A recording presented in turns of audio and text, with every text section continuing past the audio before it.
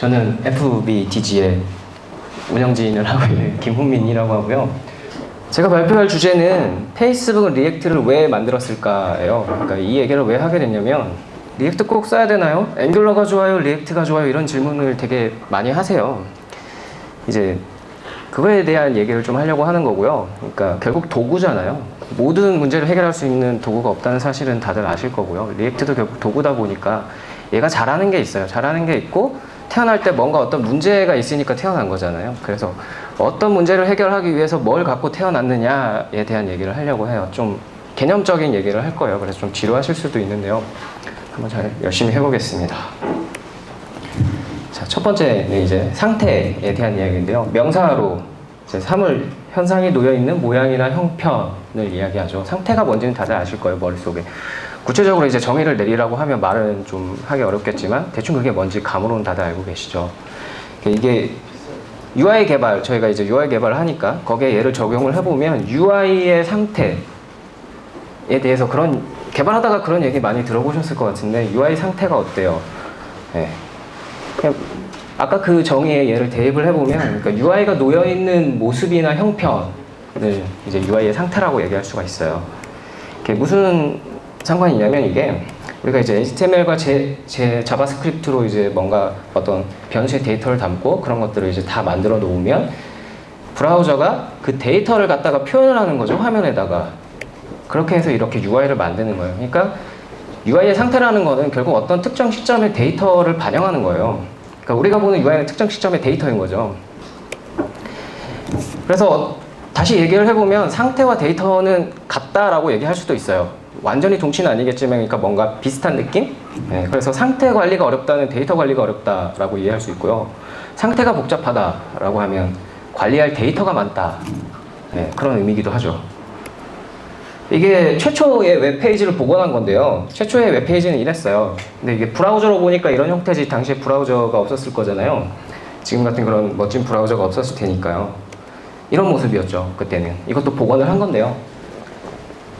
이게 UI예요. 당시의 UI고요. 굉장히 단순하죠. 그냥 페이지들을 링크만 걸어 놓은 거예요. 이렇게 연결만 해 놓은 거죠. 그래서 UI가 대단히 정적이에요. 뭔가 동적으로 움직이지 않죠. 그냥 어떤 링크를 누르면 그 링크로 가서 그냥 새로운 페이지를 다시 보여주는 거예요. 그런 정적인 페이지들을 그냥 하이퍼 링크로 연결을 해놨을 뿐이죠. 그냥 대단히 정적이었어요. 상태가 정적이다라는 거는 우리가 관리해야 할 데이터가 되게 정적이라는 거예요. 그래서 쉬웠죠. 그냥 연결만 하면 되니까. 그러다가 이제 에이작스가 나왔죠. 얘가 이 웹 프론트엔드 개발 쪽에 그 미친 영향이 되게 지대하다고 생각을 하는데, 얘가 나오면서 이제 UI들이 동적으로 바뀌기 시작한 거예요. 뭔가 역동성을 띠기 시작했죠. 상태가 동적으로 바뀌기 시작했어요. 그걸 뭘로 하겠어요? HTML을 못하니까 이제 자바스크립트로 하잖아요. 이 자바스크립트의 비중이 점점 증가하기 시작한 거죠. 근데 다들 아시다시피 당시에 언어 스펙은 대단히 옛날에 고정되어 있는데 요구사항들이 팽창하다 보니까 그 브라우저 파편화나 이런 것들이 되게 심각했죠. 그래서 자바스크립트로 뭔가 개발하기가 되게 힘들었어요.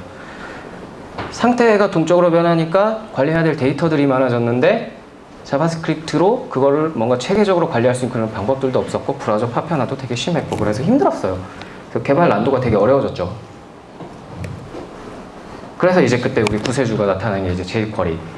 네, 브라우저 호환성, 편리한 사용성. 보면 인터페이스도 되게 잘 맞춰져 있어요. API도 잘 제공해주고요. 크로스 브라우징, XHR 처리, 돔셀레팅, 노드 탐색 이런 것들 되게, 자바스크립트 할 때 되게 고통스러웠던 것들을 얘가 좀 편하게 할 수 있게 이제 그런 것들을 많이 만들어줬죠. 심지어 어느 정도였냐면 jQuery를 자바스크립트로 알고 계신 분들이 있을 정도였으니까요. 지금도 아마 그런 분들 계신지 모르겠는데 그랬었죠. 이게 제가 최근에 썼던 어떤 라이브러리의 코드를 잠깐 갖고 온 건데요. jQuery로 뭔가 코드를 짜면 이런 식의 코드를 되게 짜게 돼요. 그러니까 이런 유혹을 되게 쉽게 당해요. 뭐가 문제냐면, 이게 함수 하나거든요. 업데이트라는 함수, 메서드 하나예요. 근데 이런 식의 되게 장황한 코드를 짜게 되고요. 위에 보면 변수들이 다 선언이 되어 있는데 얘네들이 다 상태인 거예요. 그 UI의 어떤 시점의 상태들. 그 상태는 우리가 어떤 뒤에서 관리해야 될 상태도 있고 앞에서 관리해야 될 상태들이 있는데 걔네들이 쉽게 혼재가 돼요. 그래서 이 코드 유지보수하려면 되게 힘들죠. 복잡도가 계속 이제 jQuery나 뭐 이런 것들이 등장하면서 UI 개발에 대한 관심도도 증가했고, 그러면서 UI가 또 복잡해지니까 코드 복잡도도 당연히 증가를 했어요. 근데 jQuery는 관심사 분리나 어떤 OOP 지원 같은 그런 설계 관점이 부재해요. 그러니까 뭘 어떻게 해라 이런 게 없어요, 걔는. 그냥 단순히 돔 스크립팅이나 뭐 에이작스 호출 네, 이런 것들을 좀 편하게 할 수 있는 라이브러리죠. 뭐 자기네들은 프레임워크라고 얘기를 하는데, 그러다 보니까 스마트 UI를 양산하게 돼요. 아까 같은 이런 코드들. 스마트 UI가 뭐냐면 이 비즈니스 로직과 어떤 UI 프레젠테이션 로직이 서로 분리가 안 돼 있었고 한데 혼재되어 있는, 그래서 되게 코드 복잡도가 되게 높은 그런 UI들을 많이 만들게 돼요. 상태를 어떻게 관리할 거냐에 대한 전략도 없죠. 그래서 이걸 뷰에 놓을 건지 모델에 놓을 건지 이런 것들은 이제 개발자가 알아서 다 해야 되는. 그러다 보니까 막 상태를 돔에다가 데이터 어트리뷰트로 저장해 놓고 뭐 돔을 셀렉팅해서 클래스를 확인하고 이런 식으로 이제 잦은 돔 셀렉팅을 하게 되죠. 돔 API 아시다시피 호출하는 비용이 굉장히 좀 큰 편이거든요. 브라우저가 아무리 좋아졌어도. 그러다 보니까 이제 성능 저하에 문제가 생기고요. HTML, 자바스크립트, CSS가 이제 강하게 결합되다 보니까 코드 유연성이 떨어져요. 테스트하기도 당연히 힘들고요. 예, 그래서 이제 사람들이 힘들다, 뭔가 좀 구조화된 개발 방법론이 필요하겠다 하고서 이제 MVC가 들어오기 시작하죠. 프론트엔드에 OOP가 들어오면서 이제 MVC도 들어오고 같이 들어와요. 여러 가지 MVC 프레임워크들이 나왔다 사라졌는데 그 중에 좀 되게 곽강을 많이 받았던 게 이제 백본 JS, 대표적인 싱글 페이지 애플리케이션 프레임워크죠. 웹 프론트 엔드 환경에 맞게 좀 MVC를 잘 재해석했어요. 그러니까 다른 애들은 되게 그 백엔드의 MVC를 그대로 갖고 오다 보니까 좀 어색한 부분들이 많았는데 얘는 그걸 잘 해석을 해서 그 서버 쪽에서 뭔가 처리를 하고 있던 부분들을 되게 극단적으로 프론트엔드 쪽으로 되게 많이 갖고 왔어요. 그러다 보니까 모델 레이어가 되게 두터워졌거든요. 그래서 모델 쪽에 그 좀 집중을 많이 했던 것 같아요, 보면. 그래서 그 모델 콜렉션 이런 것들을 만들고 그거를 가지고 이제 REST API와 바인딩하는 API들을 제공해주고 거기서 가져온 데이터를 언더스코어와 이제 같이 결합을 해서 뭐 심플하게 좀 파인드하고 뭔가 수정을 하고 업데이트 치고 이런 작업들을 할 수 있게 해줬어요. 자, 이게 백본으로 짠 뷰 코드인데요. 얘는 이제 여기 보시면 리슨투에서 모델을 리스닝하는 거거든요. 그래서 뭔가 디스플레이라는 어트리뷰트에 변경이 생기면 온체인지 디스플레이 이제 함수로 호출을 해요. 걔가 여기 있거든요. 얘가 호출되는데 이거를 자세히 보시면 얘가 이거 jQuery 엘리먼트거든요. jQuery 엘리먼트를 이제 캐시해놓고 쓰는 건데 그에 따라서 show, hide 해주는 로직이에요. 로직은 되게 간단하죠. 근데 여기에서 이제 문제점이 하나가 딱 보이는 게 결국은 그 jQuery 쓰던 시절과 크게 달라진 게 없다는 거예요. 그러니까 UI를 스크립팅을 결국 하고 있다는 거예요. jQuery를 이용을 해서. 백본을 사용해도. 백본이 해주는 거는 모델에서 뭔가 변경이 일어나면 그 이벤트를 뷰로 전달해 주는 것 뿐이고 그 뷰에서 그 이벤트를 받아서 상태를 어떻게 변경해 줄 거냐 하는 거는 이제 사용자한테 맡겨진 거죠. 개발자한테. 동기화는 님들이 알아서. 네. 이렇게 되는 거죠. 이제 모델의 데이터를 뷰의 어딘가에다가 변경을 해줘야 될 거고 그 뷰의 데이터를 이제 HTML에 반영을 해줘야 될 거잖아요, 돔에다가. 근데 그걸 이제 개발자들이 다 그냥 직접 하게 된 거예요. 백번이 구조는 되게 잘 잡아주지만 그게 부족했거든요. 그러니까 표현 로직과 업무 로직 분리에만 초점을 맞추다 보니까 데이터 동기화나 UI 상태 관리를 어떻게 할 것인가에 대한 그게 부족했죠. 그러다 보니까 뭐 그 위에 뭘 더 얻는 뭐 플러그인이나 이런 것들이 나오긴 했는데 이미 좀 시대는 많이 지났죠. 그래서 사람들이 이제 고민을 또 하죠. 동기화를 프레임워크가 책임져주면 참 좋겠네. 내가 직접 하니까 개발자가 하면 오류가 나요. 그러니까 개발자가 직접 뭔가를 하면 실수 많이 하게 되잖아요. 버그가 나죠. 그래서 데이터 바인딩이 들어와요, 이제.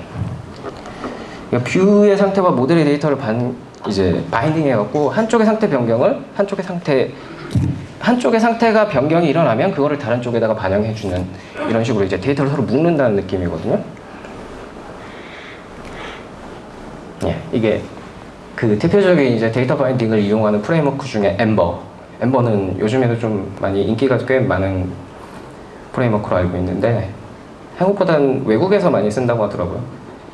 모델과 뷰를 알려주면 얘가 그걸 묶어줘요. 데이터를 동기화를 자동으로 해줘요. 우리가 직접 할 필요가 없죠. 얘가 데이터를 바인딩하는 방식을 이제 KVO라고 해서 Key Value Observing 하고, 아까 백본하고 비슷한 건데요. 백본은 그냥 단순히 이벤트만 노티해주는 스타일이잖아요. 얘는 직접 데이터를 변경을 해줘요. 그 값을. 근데 여기 나와 있듯이 모델과 뷰를 알려줘야 돼요. 그래서 프레임워크의 종속적인 코드 스타일을 강제하게 되는데, 여기 보시면 위에 저기 템플릿, 저 핸들바 템플릿을 이용하거든요. 그래서 SRC에 보면 그래바타 URL이 있잖아요. 걔가 이 엠버 코드에서 이 그래바타 URL하고 이제 자동으로 그 프로퍼티가 바인딩 돼서 얘가 변경이 되면 제 값을 이제 변경해주는 그런 형태예요. 근데 코드를 보면 아시겠지만 엠버 프레임워크 스타일을 강제를 해요. 얘네들이 만들어 놓은 그 인터페이스를 이용을 해야 돼요. 그래야지만 바인딩이 자동으로 되거든요. 왜냐면 알려줘야 되니까. 이거랑 이거랑 묶어달라. 예, 그 뷰와 컴포넌트뿐만 HTML 핸들바 템플릿하고 컴포넌트뿐만 아니라 컴포넌트랑 모델도 그런 식으로 바인딩을 하죠. 그리고 또 하나 이제 되게 인기 많은 앵귤러 JS. 앵귤러는 되게 쿨해요. 그냥 다 확인하지 뭐. 얘네들이 왜 이런 전략을 썼냐면, 얘네들은 아까 그런 프레임워크 종속적인 코드가 싫었던 거예요. 그래서 순수 그 플레인 자바스크립트, 그러니까 포조 방식으로 뭔가 데이터 바인딩을 해주고 싶은데 방법이 뭐겠어요? 모르니까 뭐하고 뭘 바인딩 해야 되는지 모르니까 그냥 더티 체킹 하는 거예요. 더티 체킹이라고 상태가 변경이 되면 뭐가 변경되는지 다 뒤집어 갖고 찾는 거예요. 근데 생각보다 그렇게 성능이 엄청 떨어지지 않아요. 그게 왜 그러냐면 모든 케이스를 다 확인하는 건 아니거든요. 바보가 아니니까. 이거는 꼭 이런 경우에는 뭔가가 변경이 되더라 싶은 한 4가지인가 케이스가 있어요. 그런 경우에는 이제 확인해서 체킹을 하고요. 제가 앵귤러를 써보지 않아서 자세히는 모르겠고요. 네. 이게 앵귤러의 코드, 그냥 샘플 코드 가져온 건데요. 앵귤러는 단점이 아까 그것 때문에 이제 고질적인 성능 이슈, 모바일 쪽에서 특히 좀 데이터량이 되게 많아지거나 컴포넌트가 되게 많아질 때 그런 성능 이슈가 좀 리포트가 많이 들어오고요. 그리고 딱 봐도 아시겠지만 코드가 좀 어려워요. 앵귤러는 좀 학습 비용이 많이 들어요. 배워야 할 게 많죠. 걔네들이 만들어 놓은 얘네들이 양방향 데이터 바인딩이랑 뭐 이런 것들을 하기 위해서 HTML 코드에다가 뭔가 논리 코드들을 되게 많이 넣어놨거든요. 여기에는 없는데 뭐 디스플레이, 쇼, 하이드 하고 이런 것들을 이제 다 그 커스텀 어트리뷰트 그런 것들로 다 제공을 하는데 다 배워야 되는 거죠. 배워야 쓰죠. 쟤네 둘이 나쁘다는 건 아니고요. 저 두가 나쁘다 이건 아니고요. 그러니까 뭔가 좀 아쉽다는 거죠. 우리가 원하는 방향이 아니었다 이거죠. 어렵다. 그러니까 그런 것들이 많이 들어왔는데 우리는 아직 어렵다. 그러니까 여기서부터 이제 페이스북의 고민이 시작이 된 거예요. 아직도 어렵죠. 뭔가 데이터 바인딩을 자동으로 해주다 보면 그 디버깅 할 때 좀 어려움이 많아요. 그러니까 추적을 해야 되고 그런 바인딩이 여러 군데에 걸쳐 있을 때 어디서 뭔가 일어나서 그게 어디까지 파급이 되는지를 추적할 때가 좀 힘들 때가 되게 많아요. 그리고 학습 비용이 높고요. 골적인 성능 이슈 문제들. 조금만 더 단순하게 할 수 있을 것 같은데 옛날의 페이지처럼 그냥 좀 그런 바인딩도 없고 뭐 더티 체킹 이런 것도 없고 돔 오퍼레이션도 그냥 없이 그렇게 단순하던 그 시절로 돌아갈 수 없을까? 일단 고민을 한 거죠. 상태를 변경하면 그냥 렌더링만 해주면 어떨까? 계속 렌더링을 하면 되잖아요. 예전에 그 페이지 그냥 링크로 연결해 놨던 시절처럼 링크 타면 그냥 새로 보여주고 링크 타면 새로 보여주고 이것처럼 그냥 상태를 변경하면 그 상태를 갖고 그냥 화면에 뿌려주고 이러면 좀 쉽지 않을까? 걔네들이 고민을 해서 만든 게 이제 리액트죠. 이게 리액트 그 샘플 코드 지금 가져온 거고요. 보면 컨셉은 되게 단순해요. 네. 써본 분도 여기 많이 계시겠지만 set state를 호출해서 뭔가 스테이트를 바꾸면 그냥 랜드 함수를 계속 호출하는 거예요. 계속 변경하면 그리고 그런 컨셉이죠. 그래서 보면 개발할 때 조금 약간 좀 단순하게 개발할 수 있는 그런 느낌이 있어요. 자, 이렇게 그리는데요. 근데 자세히 보니까 또 자바스크립트로 돔 엘리먼트를 생성하는 코드가 너무 구려요. 이거 여기 있잖아요. 여기 크리에이트 엘리먼트 해서 뭐 넣고 하는데 지금 이거는 엘리먼트가 그냥 이렇게 좀 납작하니까 이런데 중첩이 되게 많이 되면 저 코드 못 읽거든요. 관리 못 해요.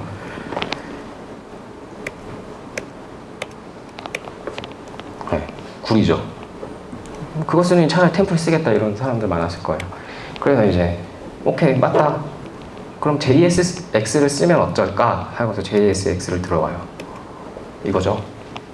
이게 자바스크립트 코드인데 그 안에 XML이나 HTML 그 표기를 이제 그대로 쓸 수 있게 허용해주는, 대신 트랜스파일을 해야 된다는 이제 트레이드 오프가 있긴 해요. 트레이드 오프 하면 아까 그 돔 크리에이트 엘리먼트 하는 그런 형태의 코드로 변경을 해줘요. 네, JSX는 XML 스타일로 코드를 작성하게 해주는 자바스크립트 확장 문법인데요. 이게 이 CMS 스크립트 표준하고는 상관이 없어요. 얘네가 자체적으로 만든 거고요. 대신 트랜스파일에서 이 CMS 스크립트로 변화를 하죠. 그래서 자바스크립트 안에 이제 HTML 코드를 좀 편하게 쓸 수 있는 그런 환경이 됐어요. 근데 이게 되게 문제가 많았어요. 사람들이 볼 때 다들 오! 하죠. 왜냐면 관심사 분리해야 된다고 우리는 배웠잖아요. 지금까지 자바스크립트랑 HTML 분리해야 된다. 그거 같이 쓰는 거 아니다. 그 되게 터부? 예, 막 되게 금기시 되듯이 저희가 배웠어요. 근데 다시 한번 생각해 보자고요. HTML이랑 자바스크립트를 분리한다고 관심사가 분리가 되는 게 맞느냐? 예, 맞느냐는 거죠. 그래서 이거에 대한 답을 얻기 위해서 과거에 우리가 어떻게 개발했는지를 한번 훑어보면 좋을 것 같아요. 예전에 이제 개발하던 방식인데요. 이렇게 스크립트 태그 HTML 안에 넣고 거기에 글로벌에 이제 펑션 선언을 해놓고 버튼에 이게 이벤트 모델 1이죠. 이렇게 인라이닝으로 우클릭해서 함수 호출하는 이런 형태의 코드들 되게 많이 짰었잖아요. 예전에. 이게 일단 가독성이 되게 떨어지죠. 지금 이렇지만 HTML이랑 자바스크립트랑 막 그 안에 뒤섞여갖고 나중에 관리 안 되고요. 그리고 기본적으로 글로벌이죠. 스코프가 모듈화하기도 힘들고 재사용 못 하잖아요. 그러면 이제 막 페이지 단위로 꾸겨 넣는 그런 코드들 나오고 하다 보면 예, 아까처럼 jQuery로 되게 헬을 만들게 되죠. 그래서 이제 분리해야 된다. 자바스크립트랑 HTML 분리해야 된다. HTML 안에서 자바스크립트를 들러내자 해서 들러냈어요. 밖으로 파일로 분리를 하죠. 분리했는데 자바스크립트로 우리가 하는 게 돔을 스크립팅하는 일이거든요. 그러니까 돔 갖고서 그 HTML 갖고서 뭔가 걔네들을 제어를 하는 일이잖아요. 분리했는데 논리적으로 걔네를 떼낼 수가 없는 거예요. 뭔가 동적으로 렌더링 해주려면 돔에 그 뭐 HTML 코드를 만들어주든 뭘 하든 해서 넣어줘야 되고 빼주고 삭제해줘야 되고 뭐 이런 거 해야 되잖아요. 결국 알아야 돼. 하다 보니까 네, 이런 식의 또 코드도 이제 그 문자열로 걔네들을 만들어서 집어넣게 되죠. 이거 뭐 많이 해보신 분들은 이 얼마나 고통스러운지 아시겠지만 요즘에 툴이 있어요. 그래서 컨버팅을 자연스럽게 해주는데 예전에 이거 막 탭 치고 막 다운표 이거 하고 엄청 괴롭죠. 그리고 가독성도 엄청 떨어지고요. 관리하기가 힘들어요. 일단. 그래서 이것도 아닌 것 같아. 이것도 아닌 것 같아. 그럼 어떻게 할까 해서 나온 게 템플릿 엔진. 네, 템플릿이죠. 분리를 해내되 자바스크립트를 그 안에 넣지 않기 위해서 자바스크립트와 분리를 하되 얘한테 DSL, 그러니까 어떤 논리, 얘네들이 사용하는 그런 얘네만의 그런 문법 코드들을 넣어줘요. 이렇게. 네, 그래서 이 조각을 갖다가 템플릿 엔진이 파싱을 하면 그런 문자열로 만들어서 뽑아주죠. 그럼 그 문자열을 그냥 넣으면 되죠. 대신 HTML처럼 편하게 쓸 수 있는 그런 장점이 있죠. 단점이라면 자바스크립트 안에 있는 게 아니라 밖으로 가는 거. 안으로 넣을 수는 있어요. 근데 안으로 넣으면 또 이 문제가 또 생기죠. 물론 ES2015에서는 그 이제 개행되고 그런 것들이 추가가 되었지만 아직까지 일반화된 방법은 아니죠. 근데 템플릿도 좀 뭔가 아쉬워요. 이런 그 도메인에 특화된 그런 언어들, 그런 코드들을 이제 DSL이라고 하는데 이런 프레임워크 전용 논리 언어를 또 배워야 되잖아요. 자바스크립트 아니잖아요. 어쨌든 자바스크립트 아니고 HTML 아니에요. 새로운 언어를 또 배워야 되는 거고요. 그게 단순하면 단순할수록 얘네들이 해주는 게 적어요. 네. 그럼 기능이 부족해요. 핸들바 템플릿 같은 경우에는 되게 심플한데요. 걔네들이 제공하는 것만 가지고서 뭔가 하기에 좀 부족해요. 그래서 뭔가 계속 만들어야 돼요. 뭘 만들어야 되냐면 이렇게 여기 잘 보실지 잘 모르겠는데 핸들바 레지스터 헬퍼 해갖고 이런 문법 저 안에 쓰는 이제 새로운 문법들을 또 우리가 또 만들어요. 그건 또 자바스크립트로 만들어요. 이게 뭐야? 이런 거 좀 아쉽죠. 게다가 그게 아무리 잘 돼 있다 하더라도 자바스크립트만큼 표현력이 좋지 않아요. 표현력이라는 거는 내가 이 언어로 뭔가를 만들고 싶을 때 나 이거 하고 싶어 라고 했을 때 그거를 얼마나 그걸로 표현을 할 수 있느냐. 근데 한계가 많은 거죠. 그러다 보니까 이제 핸들바, 레지스트 헬퍼 뭐 이런 거 만들어서 이제 넣는 거죠. 뭔가 좀 아쉽다 이거예요. 그래서 이쯤에서 다시 생각을 해보면 우리는 기능과 구조를 분리해야 되고 그게 편하다고 해서 그렇게 분리를 해서 막 이렇게 고민하다가 안 되니까 템플릿을 만들어서 넣었는데 의존성은 그대로예요. 결국 이거 가지고 하는 일은 이제 자바스크립트로 HTML 동적으로 만들어서 넣어주는 거잖아요. 그 둘은 논리적으로 결합이 되어 있어요, 이미. 그냥 물리적으로 억지로 떼어놓은 거지, 파일을 분리해서 떼어놓은 거지, 걔네들은 논리적으로 이미 하나의 목적을 수행하기 위해서 같이 붙어있는 애들이거든요. 네, 결국 HTML을 객체화한 그 도움을 가지고서 그 뭔가 조작, 사용자 인터랙션을 처리하기 위해서 사용한다는 거잖아요. 가만히 생각해보면 관심사 분리도 아니에요. 논리적으로 이미 결합이 되어 있다는 것 자체가. 그냥 단순 기술의 분리죠. 그래서 이 리액트를 만든 사람의 주장도 그래요. 그건 단순히 관심사가 아니라 기술의 분리일 뿐이다. 그게 왜 관심사냐. 우리가 그렇고 분리해놨다고 해서 그걸 재사용을 정말 할 수 있냐 생각해보면 가능은 할 것 같은데 그런 케이스가 그렇게 많지도 않아요. 왜냐면 인터랙션이 바뀌면 그 프레젠테이션 로직도 바뀌거든요. 그러니까 구조가 바뀌면 기능도 바뀌어요. 그게 항상 그 구조가 바뀌었는데 기능이 그대로 있을 수 있는 케이스들이 그렇게 많지 않거든요. 그럼 우리가 재사용할 수 있는 건 뭐냐? 예, 기능과 구조를 결합한 컴포넌트라는 거죠. 컴포넌트. 이게 이제 네이버 모바일 페이지인데요. 예, 진짜 관심사는 그냥 UI 인터랙션이라는 거예요. 어떤 입력을 받아서 뭘 처리하는 앤가, 걔가 뭐 하는 앤가. 예, 여기서 보면 이런 애들. 이거 다 컴포넌트죠. 그래서 리액트는 그 컴포넌트, 관심사를 컴포넌트로 단위로 분리하는 거를 되게 추천을 해요. 추천한다? 추천한다기보다는 그 철학을 베이스로 해서 만들어졌어요. 얘가 그 위에 쌓였죠. 그래서 보면 이렇게 아까 JSX로 컴포넌트를 만든 거거든요. 이렇게 하나, 둘, 셋, 넷, 5개 컴포넌트를 만들어서 네이버 메인을 구성하는 이런 식으로 하위 컴포넌트들을 만들어서 상위에서 걔네들을 조합하는 그런 형태를 그게 이제 얘네들의 철학이고요. 그것이 관심사다. 그렇기 때문에 그렇게 작은 단위로 만들었을 때 자바스크립트와 HTML이 함께 혼재해 있어도 큰 문제가 없다. 여기 또 의문이 하나 들죠? 근데 아까 매번 렌더링을 다시 한대. 그거 성능 낭비 아니야? 당연히 성능 낭비죠. 매번 다시 그리는데 렌더링, 리플로 리페인트 계속 일어날 거잖아요. 근데 바보같이 그러진 않겠죠. 예, 바뀐 부분만 다시 그리겠대요. 어떻게? 그 바뀐 부분만 다시 그리려면 애들을 다 비교를 해야 되잖아요. 뭐 프로퍼티 다 꺼내갖고 뭐가 바뀌었는지 다 뒤집어 까야 되는데 그러면 또 돔 API로 호출을 해야 되고 그 비용은 무시를 못하죠. 비싸잖아요. 그럴 리가 없죠. 가상의 돔 객체를 만들어서 이제 얘네들이 만든 거예요. 가상의 돔 객체, 경량화된 돔 객체를 만들어서 그러니까 가짜 돔을 만들어서 비교를 하는 거예요. 걔네들 상태를 비교해서 바뀐 부분만 캐치를 해서 그 부분만 이제 반영을 하는 거죠. 그렇게 해서 이제 만든 게 버추얼 돔이고요. 버추얼 돔은 UI 상태에 대한 정보를 가지고 있는 가상의 표현 객체, 오브젝트요. 자바스크립트 객체라고 생각하시면 돼요. 크게 리액트 엘리먼트하고 리액트 돔 텍스트 컴포넌트가 있는데요. 공식 문서에서는 저 리액트 돔 텍스트 컴포넌트를 리액트 텍스트라고 이제 해놨더라고요. 아무리 찾아도 안 보이길래 찾아보니까 리액트 돔 텍스트 컴포넌트였어요. 이렇게 렌더를 하게 되면 얘를 엘리먼트로 만들어요. 예, 렌더하면 이 리턴 결과로 엘리먼트가 떨어지는데 그 엘리먼트는 우리가 아는 돔 엘리먼트가 아니라 리액트 엘리먼트예요. 얘네들이 경량화해서 만들어 놓은 오브젝트죠. 그 오브젝트 안에 이제 여기에서 이제 hello랑 this props.name 그 텍스트 2개 노드가 있잖아요. 그 텍스트들은 이제 리액트 텍스트 오브젝트로 만들어지는 거죠. 그렇게 해서 걔네들이 트리 구조를 형성하고 그거를 이제 리액트 컴포넌트가 감싸는 형태예요. 얼마나 가볍냐면 얘네들이 제가 찍어봤는데 실제 뭐 위에 있는 애들은 그 개발 환경에서 뭐 어떤 에러 로그를 처리하고 뭐 이런 것들 걔네들이 아무튼 뭔가 잡다한 작업을 하기 위해서 넣어놓은 몇 가지고요. 실제로 중요한 프로퍼티는 4가지밖에 없어요. 그리고 메소드도 별로 없고요. 키 플러스 레퍼런스랑 타입 4가지예요. 보면 그런 경량화된 애를 가지고 이제 디프를 비교하는 거죠. 실제 소스 코드는 여기서 보실 수 있는데 제가 혹시 이거 발표자료 공유할 거라서 나중에 관심 있으신 분들 있으면 보시라고 넣은 거고요. 나중에 좀 코드를 좀 더 보고 이거에 대한 얘기를 또 따로 하려고 해요. 오늘은 아니고요.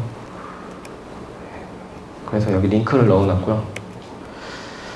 자, 근데 그렇게 하면 될까? 그것만 가지고 얘가 정말 빠르게 모든 걸 처리할 수 있어? 라고 생각했을 때 또 의문이죠. 왜냐면 트리를 비교해야 되니까. 걔가 트리 구조를 갖는다고 했잖아요. 도움이니까. 도움은 트리잖아요. 지금까지 알려진 가장 빠른 알고리즘이 트리의 어떤 그 다른 트리로 변환하는 가장 빠른 알고리즘이 On의 세제곱이라고 해요. 엄청 느린 거죠, 이거는. 포문을 3번, 그러니까 중첩 포문이 3개 있다고 생각하시면 돼요. 최악이죠. 그래서 얘네들이 어떤 방법을 쓰냐면 휴리스틱하게 On으로 만들어요. 그러니까 휴리스틱하다는 게 전체 케이스를 다 비교를 하는데 거기서 이거는 확인 안 해도 돼, 이런 거는 당연히 안 해도 될 거야 한 애들을 가지를 다 쳐요. 이렇게 그 백트리킹이라는 알고리즘에서 하는 거랑 비슷한 방법인데요. 불필요한 단계를 다 생략을 함으로써 그거를 이제 비교하는 케이스를 줄이는 방법을 쓰죠.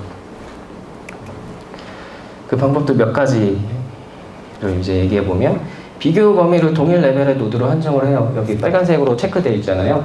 그러니까 같은 레벨에 있는 애들끼리만 비교를 하는 거예요. 거기에는 한 가지 가정이 있는데, 우리가 뭔가 UI 상태를 변경하고 이렇게 했을 때 그 노드의 이동은 위아래가 아니라 좌우다. 그러니까 종적이 아니라 주로 횡적으로 일어난다는 거를 가정을 하고 이제 이런 식으로 비교를 하는 거죠. 그 다음에 자식 컴포넌트들이 이제 리스트 형태로 있을 때 뭔가 비교를 해야 되잖아요. 이때는 어떻게 해서 최적화를 하냐면 이럴 수 있어요. 리스트 중간에 새로운 컴포넌트를 하나 추가할 수 있죠. 이렇게 녹색으로 뭔가 하나 추가가 됐어요. 아까는 애들이 이렇게 매핑이 돼 있다가 중간에 하나가 추가가 되면 얘의 짝은 얘가 아니거든요. 얘가 얘 짝이고 얘는 새로 추가된 애잖아요. 얘가 새로 추가되었다는 걸 알아야 딥불을 떠서 걔를 갖고서 뭔가 작업을 해줄 거잖아요. 그걸 어떻게 리액트로 최적화를 했냐면 키를 주죠. 키. 리스트에. 리액트로 개발해 보신 분들은 다 아실 거예요. 리스트 노드들을 만들 때는 키를 할당을 해줘야 돼요. 그래서 이렇게 원래 뮤핑이 되어 있던 애 중에 하나가 새로 추가됐구나 라고 판단을 해서 처리를 하는 거죠. 리액트 되게 좋은 점 중에 하나가 에러 로그가 되게 친절하죠. 그래서 키를 주지 않으면 이런 식의 워닝을 띄워요, 콘솔에. 그 다음에 이제 동일한 컴포넌트만 세부 클래스를 비교하는 거죠. 그러니까 이게 무슨 얘기냐면 얘네들은 다, 검은색들은 다 동일한 클래스, 컴포넌트 클래스고요. 얘네 둘은 이제 다른 컴포넌트 클래스예요. 그렇다고 했을 때 검은색 애들은 이제 세부 비교를 하면 된다는 거예요. 얘네들은 아예 클래스가 바뀐 거잖아요. 다르잖아요. 다르니까 얘네들은 그냥 당연히 다시 렌더링을 해야 되는 거예요. 컴포넌트 클래스가 다르니까. 그렇게 해서 또 건수를 줄이는 거죠. 그 다음에 여기서 좀 더 나가서요, 이제 렌더링도 최적화를 해요. 어떻게 하냐면 얘네도 더티 체크를 해요. 그러니까 앵귤러의 더티 체킹이랑 약간 비슷한데 뭔가 좀 다른. 셋 스테이트로 호출하면 뭔가 타고 그 위로 올라가거든요. 그러니까 컴포넌트 루트에서 쭉쭉쭉쭉 떨어지면서 모든 상태들을 다 확인을 해요. 셋 스테이트를 이제 다 호출을 하죠. 다 호출하면서 변경이 생긴 컴포넌트만 따로 체킹을 하는 거예요. 그 동안에 UI 셋 스테이트로 호출하면 UI를 바로 바꾸는 게 아니라 체킹하는 작업을 한번 해요. 그래서 체크를 딱 해서 얘네가 바뀌었어요. 저 빨간색으로 체크해 놨잖아요. 쟤네가 바뀌면 걔네들만 한 번에 이제 배치로 렌더링을 쭉 처리를 하는 거죠. 그러니까 한 번만 일어나요. 셋 스테이트로 호출했을 때 계속 렌더링을 하는 게 아니라. 이렇게 함으로써 리플로우랑 리페인트를 줄이는 거죠. 그 다음에 또 이제 서브트리 렌더링. 셋 스테이트로 호출하면 아까 얘기했듯이 더티 체킹을 하겠지만 자식 컴포넌트에 이제 다 렌더링을 다 하거든요. 트리 구조다 보니까 부모가 바뀌면 자식도 바뀌어요. 그래서 여기에서 뭔가 셋 스테이트 호출해서 이제 렌더링이 일어나야 되는데 얘네들이 다 렌더링 함수를 호출하는 거예요. 이 얘기 들으면 되게 뭐야 저거 이거 쉽잖아요. 그러니까 이게 좀 성능에 되게 이슈를 많이 만들 것 같고 좀 거부감이 있을 거예요. 그래서 근데 그렇게 바보같이 또 처리하진 않았겠죠. 얘네들이 뭔가 하나를 가정했는데 그게 뭐냐면 대부분의 변경은 일부 영역에서 발생한다는 거예요. 그러니까 최상위 루트 노드에서 그 뭔가 셋 스테이트로 호출하거나 해서 전체 뭐 그 애플리케이션 전체에 그 부하를 주는 그런 일인 대단히 적다. 대부분의 변경은 지역적으로 일어난다라는 것을 가정을 했고요. 그래도 뭔가 필요하지 않겠냐, 방어가 뭔가 필요하지 않겠냐 해서 이제 슈즈 컴포넌트 업데이트라는 걸 만들죠. 슈즈 컴포넌트 업데이트에서 넥스트 프로, 그러니까 이전 상태와 뭐 다음 상태 가지고서 비교를 해서 변경된 부분을 비교해서 여기서 결과를 우리는 안 그릴 거야 라고 리턴 폴스를 해버리면 그 아래로 렌더링이 전파되지 않아요. 네, 여기서 이렇게 방어가 되는 거죠. 보면 빨간색 부분으로만 흘러가고 거기서 이제 막는 거죠. 그런 식으로 차단을. 슈도 컴포넌트 업데이트를 잘 쓰라라고 이제 가이드를 많이 하는데 느낌이 오셨겠지만 얘는 아주 자주 굴려요. 렌더링 할 때마다 호출할 거잖아요. 확인해야 되니까. 그러다 보니까 CPU를 많이 점유하는 코드를 이 안에 넣어놓으면 안 돼요. 그러면 슈도 컴포넌트 업데이트에서 그걸 계산하고 비교하다가 얘가 뻗어버리겠죠. 그리고 밑으로 위에서 아래로 이제 상태가 전이되기 때문에 컴포넌트 트리의 깊이를 적당한 수준으로 유지를 해줘야 돼요. 근데 그게 어느 정도가 적당한 수준인가에 대해서는 저도 잘 모르겠어요. 그건 이제 경험적으로 좀 판단해야 할 부분인 것 같고요. 이벤트도 좀 다르죠. 얘는. 이벤트를 자동으로 이제 위임 처리해줘요. 우리가 이제 그 jQuery로 할 때 그 on 해서 뭐 상위에서 이벤트를 받아서 위임 처리하는 그런 것들을 할 필요가 없는 거죠. 이게 이벤트가 위임 처리되는데 위임 처리 안 되는 것처럼 되게 교묘하게 이렇게 해주거든요. 그래서 좀 편해요. 크로스 브라우징 처리 당연히 되고요. 내부에서 해주겠죠. 그리고 이벤트 객체를 풀링을 해요. 원래 이벤트가 딱 전파되면 이제 상위로 올라가면서 이벤트 함수가 계속 불릴 거잖아요. 불릴 때마다 이벤트 객체 원래 만들거든요. 브라우저가. 근데 얘는 그 오브젝트를 하나를 가지고서 계속 돌려 쓰는 거예요. 위로 올라갈 때. 상위에 이벤트 리스너가 하나만 달려요. 도큐먼트에. 그러다 보니까 메모리 소비, GC도 좀 줄죠. 뭐 그게 그렇게 엄청난 뭐 성능에 영향을 줄 정도인지는 잘 모르겠지만 이렇게 이제 자동으로 바인딩 해주죠. 원클릭에다가 핸들 클릭 걸어놓으면 여기서 핸들 클릭했을 때 뭔가 그 이벤트를 받아서 액션을 처리하죠.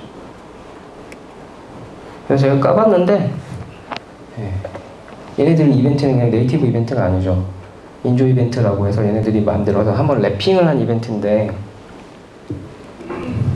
여기 보면 신기한 게 여기 보면 네이티브 이벤트라고 또 프로퍼티가 있어요. 그 안에 실제 이벤트 객체는 저 안에 있고요. 보면 원래 그 인조 이벤트에는 커런트 타겟을 이미지 라운디드 거기에다가 걸려있다고 되어 있잖아요. 근데 실제로 네이티브 이벤트 안에 가보면 커런트 타겟이 도큐먼트예요. 그 문서에 하나 걸려있는 거예요. 하나 걸려놓고서 거기서 이제 모든 걸 처리해주는 거죠, 리액트가. 그래서 이제 거의 다 끝났는데요. 거의 다가 아니라 다 끝났군요. 리액트의 본질이 뭐냐라고 묻는다면 그냥 저는 이제 그게 리액트 얘기하면 뭐 성능 빨라요, 빠르지 않아요, 막 이런 얘기 하는데요. 그게 리액트가 추구하는 본질은 아니고요. 리액트의 무기도 아니에요. 리액트의 본질은 단순함이죠. 그러니까 단순하게 예전에 우리가 복잡했던 그 상태 관리하고 뭐 이런 UI 렌더링하고 돔 스크립팅하고 이런 것들 이제 좀 하지 말자. 안 하고도 할 수 있다. 그거를 추구하는 거고요, 얘네는. 그다음 또 그 외에 뭐 버추얼 돔이나 컴포넌트 단위 사고방식이나 뭐 이런 것들 그냥 얘네들이 그런 거를 어떻게 돌아갈 수 있을까를 고민하던 과정에서 자연스럽게 나온 해결책이라고 생각을 해요. 리액트가 좋아요, 앵귤러가 좋아요 이런 질문보다는 그러니까 지금 당장 풀어야 하는 문제가 뭔지를 고민하고요. 거기에 리액트가 과연 적합한가를 보는 게 더 맞다고 생각해요. 앵귤러 쓰든 리액트 쓰든 뭐가 문제겠어요. 잘 해결만 된다면 중요한 거 아니라고 생각합니다. 참고 자료 이렇게 있고요. 감사합니다.